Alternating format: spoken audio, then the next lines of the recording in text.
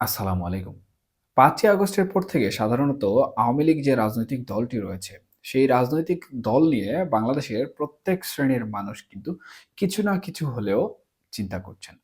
বিভিন্ন পরিসরে বিভিন্ন ধরনের চিন্তা কিন্তু সামাজিক জীবন থেকে শুরু করে রাজনৈতিক অঙ্গন পর্যন্ত আলোচিত হচ্ছে।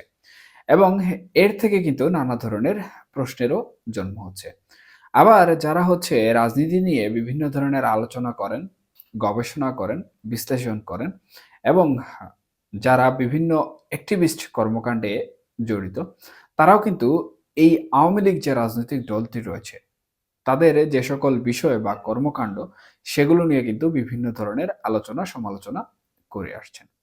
তবে এই সকল আলোচনা সমালোচনার ভিড়ে সবথেকে গুরুত্বপূর্ণ যে বিষয়টি, সেটি হচ্ছে প্রশ্ন। এবং আওয়ামী লীগকে ঘিরে কিন্তু ইতিমধ্যে নানা ধরনের প্রশ্ন আমরা দেখতে পাচ্ছি।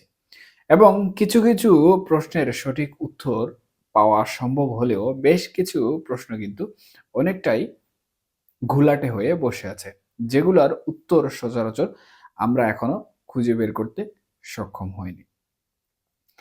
এখন সবথেকে বড় যে প্রশ্নটি আমাদের সামনে এসে দাঁড়িয়েছে সেটি হচ্ছে জাতীয় পার্টি যখন ১৯৯০ সালে তাদের ক্ষমতার পতন হয়েছিল, এরপরে কিন্তু জাতীয় পার্টি অনেকটাই দুর্বল হয়ে গেছে এবং বাংলাদেশের রাজনীতিতে আমরা দেখেছি যে জাতীয় পার্টি কখনো পূর্ণ শক্তি নিয়ে আর ঘুরে দাঁড়াতে পারেনি। আওয়ামী লীগ নিয়ে কিন্তু বর্তমানে একই প্রশ্ন ঘুরপাক করছে যে আওয়ামী লীগ আর কখনো ঘুরে দাঁড়াতে পারবে না, অথবা জাতীয় পার্টির মতো আওয়ামী লীগও কিন্তু তাদের শক্তি হারিয়ে ফেলবে।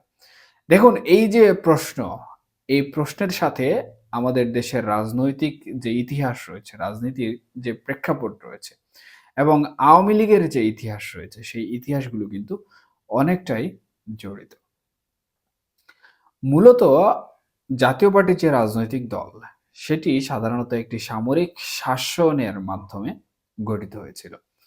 কিন্তু আওয়ামী লীগ যে রাজনৈতিক দলটি রয়েছে, সেই রাজনৈতিক দলটি বাংলাদেশ সৃষ্টির পূর্বে সৃষ্টি হয়েছিল এবং ঐতিহাসিকগতভাবে বাংলাদেশ সৃষ্টির পেছনে কিন্তু এই রাজনৈতিক দলটির অবদান অত্যন্ত গুরুত্বপূর্ণ। এবং আওয়ামী লীগের যে শুধু সুসময় রয়েছে বাংলাদেশের ইতিহাসে তা কিন্তু নয়, আওয়ামী লীগের দুঃসময় রয়েছে। অর্থাৎ বঙ্গবন্ধু শেখ মুজিবুর রহমান ১৯৭৫ সালে যখন সপরিবারে ঘাতক কর্তৃক নির্মমভাবে হত্যার শিকার হন, এর পরবর্তীতে কিন্তু আওয়ামী লীগের জন্য ক্রান্তি লগ্ন ছিল এবং আওয়ামী লীগ মাঠ পর্যায়ে তাদের অবস্থানকে এবং রাজনৈতিক পর্যায়ে তাদের অবস্থানকে কোনোভাবেই সুদৃঢ় করতে পারেনি।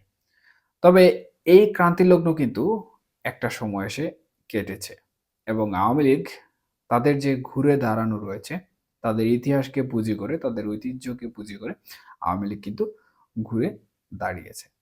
সুতরাং এই যে একটি প্রশ্ন বা আওয়ামী লীগকে নিয়ে যে ধরনের রহস্য দিন বাড়ছে বা জনগণ যে সকল প্রশ্ন করছেন, সেই সকল প্রশ্ন কিন্তু তাদের ঐতিহাসিকগতভাবে আওয়ামী লীগ উত্তর দিয়ে দিচ্ছে।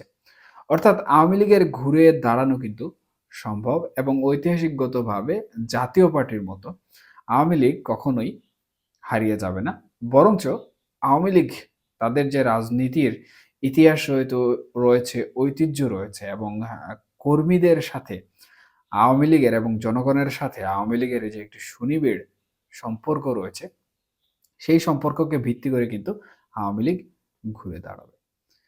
এখন প্রসঙ্গগত যে বিষয়টি আমাদের সামনে এসে দাঁড়িয়েছে, বাংলাদেশের বর্তমান পরিস্থিতি এবং সেই পরিস্থিতি ঘিরে আন্তর্জাতিক রাজনীতি এবং আমাদের জাতীয় নির্বাচন।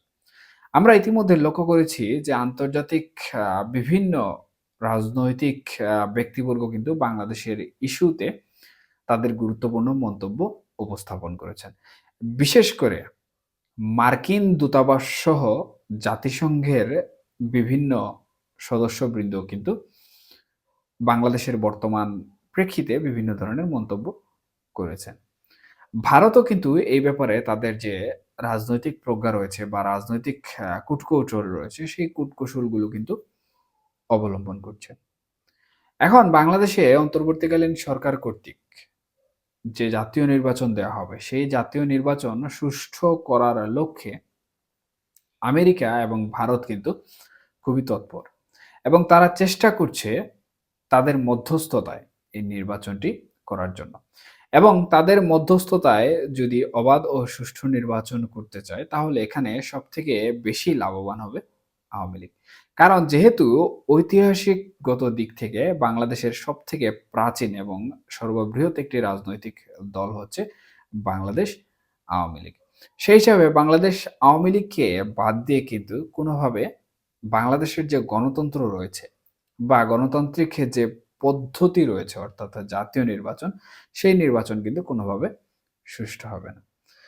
এতদিন সাধারণত জনগণ যে বিষয়টি নিয়ে সবথেকে বেশি চিন্তিত ছিল সেটি হচ্ছে গণতন্ত্র।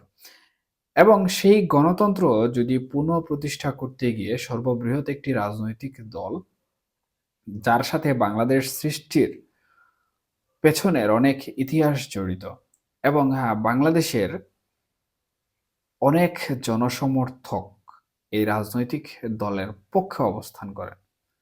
সেই রাজনৈতিক দলকে বাদ দিয়ে কি সুষ্ঠু গণতন্ত্র প্রতিষ্ঠা করা সম্ভব কিনা, এ বিষয়ে কিন্তু নানা ধরনের প্রশ্ন, মতামত এবং মতাদর্শ তৈরি হয়েছে।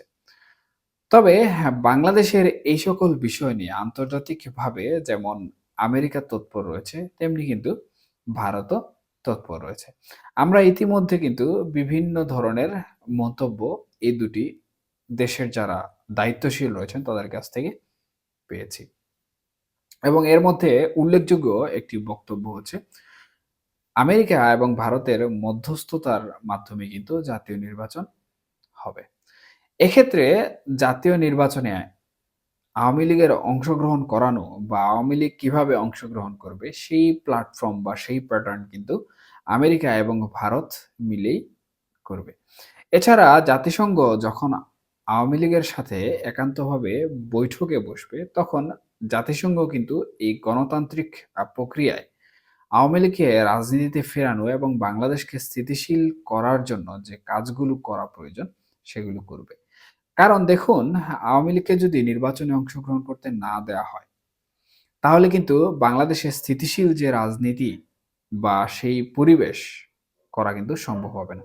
কারণ আওয়ামী লীগ পুনরায় তাদের যে আন্দোলনমুখী একটি রূপ রয়েছে সেই রূপে ফিরে যাবে এবং আন্দোলন সংগ্রাম শুরু করবে।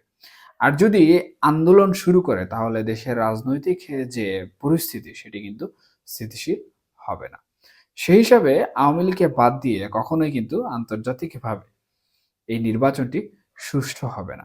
সেই হিসাবে সুষ্ঠু এবং অবাধ নির্বাচনে যেভাবে আমেরিকা এবং ভারত চাচ্ছে, ঠিকভাবে কিন্তু আওয়ামী লীগের মাধ্যমে বা আওয়ামী লীগকে নিয়ে এসে এই নির্বাচন অনুষ্ঠিত হবে। এবং এই নির্বাচনকে অবাধ ও সুষ্ঠু করার জন্য আমেরিকা ও ভারত মধ্যপন্থী বা মধ্যস্থতা অবলম্বন করবে। মোট কথা হচ্ছে, তাদের হস্তক্ষেপে আওয়ামী লীগ রাজনীতিতে ফিরবে এবং আওয়ামী লীগ নির্বাচনে অংশগ্রহণ করবে। সেই হিসাবে বাংলাদেশ যে অস্থিতিশীল পরিবেশ বর্তমানে বিরাজমান করছে, সেই পরিস্থিতি থেকে অনেকটা উত্তরণ লাভ করবে এবং গণতান্ত্রিক একটি সুষ্ঠু প্রক্রিয়া বা গণতান্ত্রিক একটি সুস্থ প্রক্রিয়া রাজনীতিতে ফিরে আসবে বলে অনেকেই আশা করছেন।